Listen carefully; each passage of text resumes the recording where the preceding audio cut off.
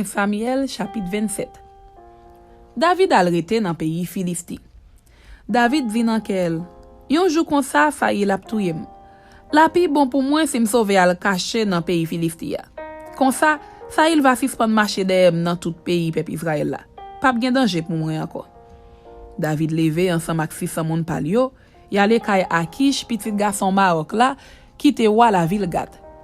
David ak mesye yo rete ak Akish la ville Gat ak toute famille yo. David te gen de madame ak li, ak Inoam, yon femme la ville Jizreel, ak Abigail, madame de Fenabal, moun la ville Kamel.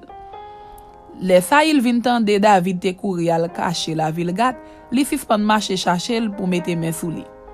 David vi Akish kon sa, si ou se zanmi m vre, bam yon ti place nan yon nan boukande yo pour m rete. Pas gen raison mon wa pour m rete vivre ensemble avec ou nan capitale là. C'est comme ça jou ça, Akish bali la ville Ziklag. C'est peut-être ça depuis jou ça, la ville Ziklag toujours été pour wa pays Juda yo. David passé 1 an 4 mois à vivre dans pays moun Filisti yo.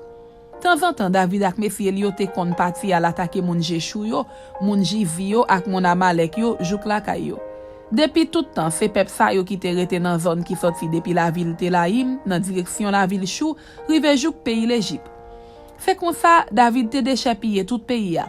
Li touye femme kou garçon, li pran mouton moun yo, bœuf yo, bourrik yo, chameau yo, atarad yo. Le fini, li tourne al joun Akish. Le Akish mandel, qui compte ou te al debele aujourd'hui ya. David te kouri répondre li c'est dans zone Negev dans pays Jida, ou sinon dans zone sud pays moun Jerak Meyel yo, ou encore dans zone sud territoire moun Kayen yo.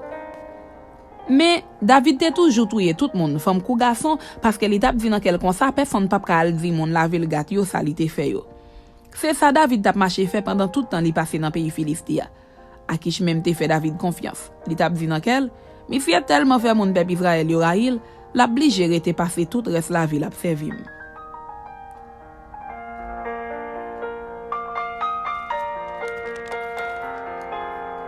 1 Samuel chapitre 28. Quelque temps après ça, moun Filisti yo semblé tout soldat yo pour yal goumer ak peuple Israël là. Le ça, Akish dit David, ou tout connaissez pour partir ensemble avec ak mesye yo pour nal goumer. David répond li, c'est mon nom moyen, ou pral wè ça m'ka fait. Akish dit li, bon, après ça, m'a fait ou garde corps moi pour tout temps. Saïl fait les morts pour li. Samuel te déjà mouri le ça, tout peuple Israël la te crié contre crié yo pour li. Après ça, yo enterré la ville Rama côté li te moun. Saïl te mette tout divino de yo nan pays ya ensemble ak tout moun qui konre les morts pour parler ak yo. Soldat moun Filisti yo te semblé, yo monte kan yo bo la ville Chounem. Saïl même semblait tout soldat peuple Israël yo et puis li monte kan sou mon Gilboa. Les Saïl wè la me moun Filisti yo, li sorti paix, qu'elle prend bat bien fort. C'est comme ça, li mande Seigneur ça pour le faire. Mais Seigneur pas bali aucune réponse, ni dans rêve, ni avec Urim yo, ni dans message prophète yo. Les ça, Saïl les moun k'ap servi avec yo, li ba yo l'autre ça. Al chercher côté nous ka joindre yon femme qui konre les morts pour le travail pour moi. Yo répond li, gen yon la ville en do.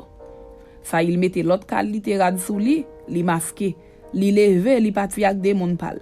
Yo rive kay femme lan nan mitan lan nuit. Saïl dit femme lan, m'bral ba ou non yon mort pour rele pour moi. Rele li pour moi tant pri pour me connaître ça qui pral rive. Mais femme lan dit, ou connaît ça wa Saïl te fait pas vrai? Li te mette tout divino ak tout monde k'ap parler ak mode yo nan pays ya oui. Pour qui ça a to ap seye pram nan plan pour faire yo touye? Saïl prend non bon Dieu fait serment, li dit devant Seigneur qui vivant, moi fait serment yo pas faire rien pour ça faire ça. Femme lan dit, qui moun pour me rele pour? Li répond, rele Samuel pour moi. Le madame lan ouais Samuel, li péterele, li dit Saïl, pour qui ça ou trompe m comme ça? Ou c'est wa Saïl? Wa dit, ou pas besoin paix, qui ça ouais? Femme lan dit Saïl, moi voyon l'esprit k'ap monte sorti en bate. Wa dit, qui ça ouais li semblé? Femme lan répond, c'est yon vieux grand moun garçon k'ap monte là. Li vlope nan yon gros drap. Le ça, Saïl vin connaître c'était Samuel. Li tombe à genoux, li baisse tête li jou kate. Samuel dit Saïl, pour qui ça ou détourner comme ça? Pour qui ça ou fait me retourner là, hein? Saïl dit li, moi nan gros tête chargée, moun Philiste yo ap fait me lague, et puis bon Dieu vire do ban moi. Li pa parler avec moi encore, ni nan rêve, ni nan message prophète yo. C'est peut-être ça, moi faire relé pour ka fait me connaître ça pour me faire. Samuel dit, kounye a fait à virer do ba ou, li tourne l'ennemi ou, pour qui ça c'est moi même ou demander bagay comme ça. C'est à Annick fait ça li te di ou là. Li ou te gouvernement nan men, li bay David li pito. Ou pas coûter ça c'est à te di ou pas détruire mon Amalek yo net ensemble avec tout ça yo te gagné. C'est peut-être ça c'est à faire ou ça li fait aujourd'hui ya. Li pral lage ou ensemble avec tout peuple Israël là nan men moun Philiste yo. Demain le comme ça ni ou même ni petit garçon yo ap même côté avem. C'est à pral lage la mes peuple Israël là nan men moun Philiste yo. Tande ça, li tombe tout long gâté. Li te paix à cause parole Samuel te dit là. Li te fait bon pile tout parce que li pas manger rien depuis matin. Femme lan al joine ça il a terre, li ouais Jean Faïl tap tremblé tellement li te paix. Li dit comme ça tant pri met, tande ça m'a dit. Moi te mette la vie en danger pour me te faire ça ou te mandé me faire. Combien a tant pri, tande ça m'a dit. Ou pral faire ça m'pral dire là. Qui te mal paré on ti manger pour ou à manger ou à prendre force encore pour ka faire ou tout. Ça il refusé, li dit li pas manger rien. Mais monsieur qui était avec yo ensemble avec femme lan parler avec, yo fait le temps de raison. Bout pour bout, li d'accord, li levé sur ta terre, li chita sou cabane lan. Femme lan te gen yon ti bœuf li tap engraissé la kay li pressé tout yel. Après ça, li prend farine, li fait pâte avec. Li cuit quelques petits pain sans lait de vin. Li porte tout bagay sa yo devant sa il ak monsieur yo. Yo mangé. Le fini, l'an nuit lan même yo levé, yo parti. Amen.